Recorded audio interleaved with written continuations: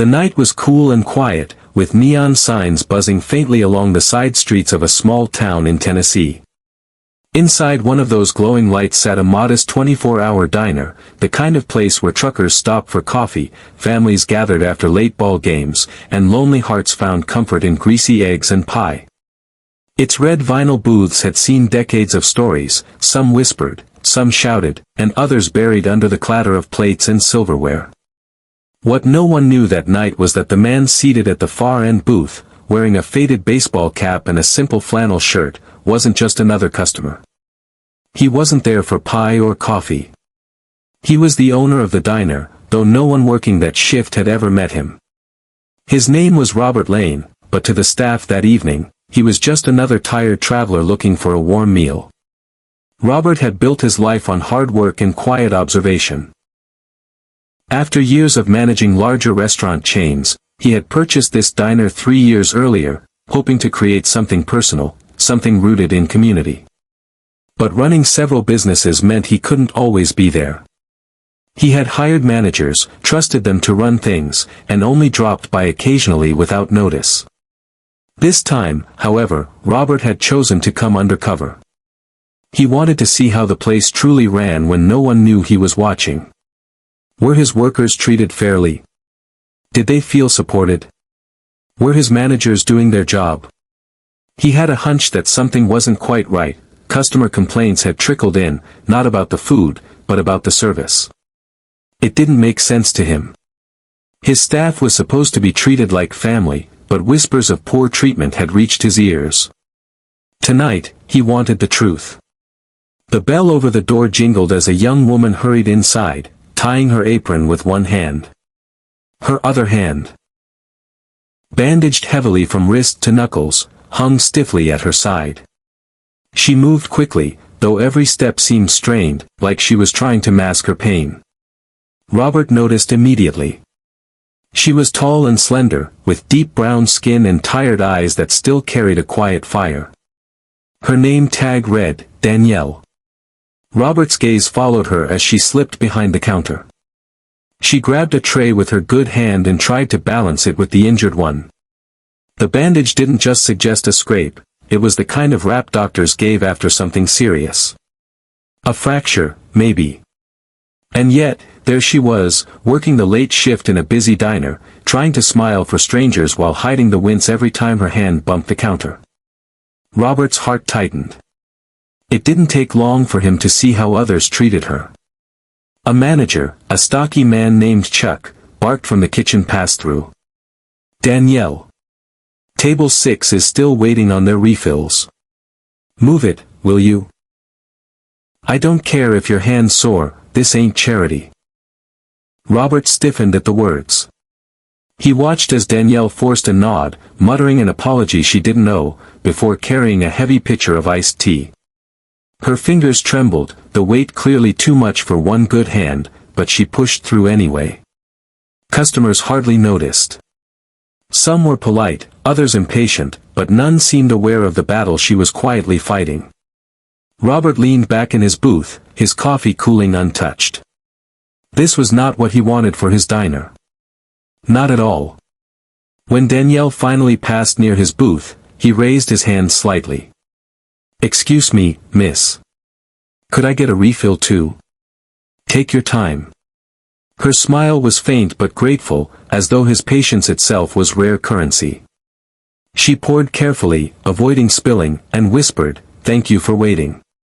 Robert studied her face. Up close, he could see the exhaustion in her eyes, the dark circles beneath them. This wasn't just about one night or one broken hand, this was something deeper. Something heavier. When she walked away, Robert noticed Chuck glaring at her from across the diner. The manager's arms were folded, his jaw tight, as though Danielle's very existence annoyed him. Robert clenched his fist under the table. This was exactly why he had come undercover. The hours rolled on, and the diner buzzed with late-night chatter. Robert kept observing. Danielle never slowed down. She worked harder than anyone else on shift, taking extra tables when others lagged behind, apologizing to customers when mistakes weren't even hers, and still managing to flash weary but genuine smiles. But every time she disappeared behind the counter, Robert caught glimpses of Chuck snapping at her. Sometimes over small things, a napkin dispenser not filled fast enough, or a plate returned because a burger was overcooked, though she hadn't made it. Each time, Danielle swallowed her words and pressed forward. By midnight, Robert's chest ached. He had spent his career building businesses on respect, fairness, and community. But here, in the diner carrying his name, was a young woman working through pain, overlooked and berated. And yet, what haunted him most wasn't her broken hand. It was the question burning in his mind. Why was she even here tonight? Why hadn't anyone let her go home? The answer came in fragments he overheard. Two waitresses at the counter whispered about her, not cruelly but with quiet pity. You know she's got that little girl at home, right? And her mom's been sick. She can't afford to take time off. I think that's why she's working through it. Robert's chest tightened further.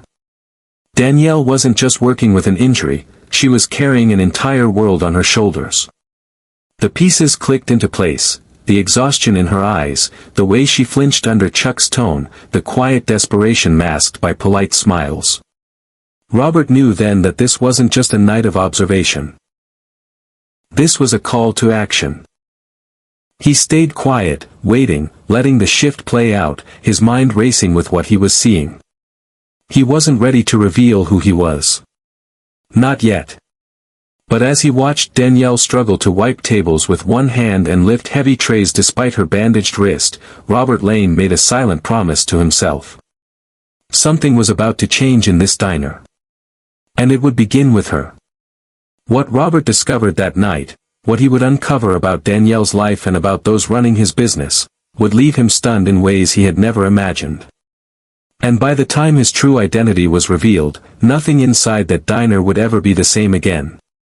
The clock ticked past 1 a.m, and the diner had thinned out to just a few customers, truckers with heavy eyelids and young couples lingering over milkshakes. Danielle still moved between tables, her steps slower now, but her effort never fading. Robert remained in his booth, silent and observant, his heart heavier with every passing moment. He knew hard work. He'd started with nothing himself, washing dishes in the back of a roadside cafe when he was just 16. But what he saw in Danielle wasn't just hard work. It was survival. A quiet, desperate fight to hold things together, no matter how much it cost her. When she finally took a short break, Robert watched her sit at the counter, flexing her good hand while her bandaged one rested limply in her lap. She pressed her face into her palm for a moment, just breathing. That's when Chuck stormed out from the kitchen again. Danielle, he barked. Break's over. Booth 9 needs clearing, and you still haven't finished restocking the condiments. Don't make me remind you twice. Robert's jaw tightened. Chuck's voice carried a cruelty that felt rehearsed, like he enjoyed watching her shrink under it. Danielle muttered a quick, "Yes, sir," and pushed herself back up. Robert couldn't stop himself. When she passed his booth again, he leaned forward and said softly, "You okay?" She blinked, caught off guard. "I'm fine," she whispered, though her eyes betrayed her words. "Just a long night." "You shouldn't be working with that hand," Robert said. "Doesn't look fine to me." Her smile was tight, polite, the kind people gave when they had no energy to explain their truth. "Bills don't care if I'm hurt. Rent doesn't either. So here I am." She gave a little shrug and moved on. Robert sat back, his stomach twisting. He wanted to tell her right then who he was, that she didn't have to do this, that things would change. But he also knew he needed to understand more. He needed the full story, not just pieces. When the shift finally ended at 3 a.m., Robert stayed put, pretending to nurse his coffee. He watched Danielle hang up her apron, her shoulders sagging with exhaustion. She grabbed a small backpack from under the counter, and with her one good hand, zipped it clumsily. Chuck barely acknowledged her. In fact, Robert noticed something that made his blood run hot, Chuck taking part of her tip money from the counter jar. He slid a few bills into his own pocket, thinking no one was watching. Robert's hand gripped the edge of the booth so tightly his knuckles whitened. Danielle must have seen too, because her eyes flickered toward the jar before quickly looking away. She didn't say a word. She just kept her head down and walked toward the door. Robert couldn't stay seated anymore. He tossed a 20 on the table, grabbed his jacket, and followed her out into the night. The air was cool, and the streets were nearly empty. Danielle was walking quickly, her backpack slung over one shoulder. Robert hurried to catch up, careful not to startle her. "Danielle," he called softly. She froze, turning around with wary eyes. "Do I know you?" "No," Robert admitted. "But I've been sitting in that booth for hours, watching how hard you work. You shouldn't have to go through this." Her guard went up immediately. "Look, I appreciate the concern, but I don't know you. And I don't need pity. I just need to get home to my daughter." Robert softened his voice. "I'm not offering pity. I'm saying what I saw tonight wasn't right. The way you were treated, the way you're being pushed when you're clearly hurt, it's not okay." She looked away, hugging her good arm around herself. For a moment, Robert thought she'd walk off without another word. But then she sighed, her voice cracking just a little. "You think I don't know it's not okay? But I can't lose this job. My little girl's only 6, and my mom's been sick for months. The bills don't stop. So, I do what I have to. Broken hand or not." Robert felt something inside him shift. This wasn't just about unfair treatment, it was about survival, about a woman holding her family together on nothing but grit and willpower. "Doesn't the manager give you any support?" Robert asked carefully, though he already knew the answer. Danielle let out a bitter laugh. "Support? Chuck. He's the reason I don't sleep some nights. Takes half my tips if he thinks I made more than others. Tells me I should be grateful to even have a job. But what choice do I have? If I quit, who pays the rent? Who buys my mom's medicine?" Her voice cracked again, but she quickly blinked away tears. "So I just keep showing up. No matter what." Robert swallowed hard. Every word from her lips carved deeper into his chest. He thought about the vision he had for his diner, a place of kindness, community, fairness. And here was the reality, a single mother being ground down by the very system he had built, abused by a manager he trusted. Danielle adjusted her backpack and gave him one last look. "Thanks for caring, but I really need to get home. It's late." Robert nodded, forcing himself not to reveal too much. "Not yet. Get home safe, Danielle." She turned and walked off into the dark, her figure small against the streetlights.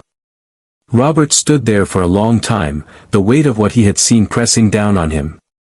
He knew what he had to do. Tomorrow, he wouldn't just be the quiet man in the booth. Tomorrow, he would come back as himself, Robert Lane, the owner. And when he did, there would be no hiding for Chuck. But more importantly, there would be no more nights like this for Danielle. The next evening, the diner buzzed with its usual crowd. Truckers shuffled in for hot coffee, teenagers crowded into booths, and the neon sign flickered faintly against the windows. But this night would be different. Robert didn't come in wearing a flannel and cap this time. He came in with a quiet but unmistakable authority, pressed shirt, neat jacket, and the kind of presence that made people straighten when he walked through the door. He didn't sit down. Instead, he walked directly toward the counter where Chuck stood, barking orders at the staff as usual. "Chuck," Robert said firmly. The manager looked up, irritation flashing before confusion settled in. "Do I know you?" Robert extended his hand. "Robert Lane. The owner of this diner." The room fell into silence. Waitresses froze mid-step, and even the cook leaned out of the kitchen, stunned. Chuck's mouth opened, but no words came. He quickly wiped his hands on his apron, trying to recover. "Mr. Lane, I didn't know you were coming by tonight. If I had, I'd—" Robert cut him off. "That's exactly the point. You didn't know. Which is why I came last night. And I saw everything." His voice dropped low, sharp. "The way you spoke to Danielle. The way you stole from her tips. The way you treated her injury like it was an inconvenience to you, instead of a sign that she needed help." Whispers rippled through the diner. Chuck's face flushed red. I think there's been a misunderstanding." "No," Robert snapped. "There's no misunderstanding. I sat in that booth for hours, and I watched. I don't run businesses so people like you can tear down the very people who hold them up. Danielle works harder with one hand than most people do with two. And instead of lifting her up, you've been dragging her down." Danielle, who had just stepped out from the back room, froze when she heard her name. Her wide eyes met Robert's, confusion flooding her face. Robert turned toward her, his expression softening. "Danielle, you don't know me, not really. But I know you. I've seen your strength, your sacrifice. And you need to hear this, you are not invisible. Not to me. Not anymore." Her lips trembled. She opened her mouth to speak, but no words came. Robert faced Chuck again. His voice carried the weight of finality. "You're done here. Clear out your things. You'll get your last paycheck, but you will not step foot in this diner again." Chuck sputtered, tried to argue, but Robert's glare silenced him. The staff exchanged glances, some relieved, some stunned. Chuck stormed out, slamming the door behind him. The diner buzzed with an energy it hadn't felt in years. Robert turned back to Danielle.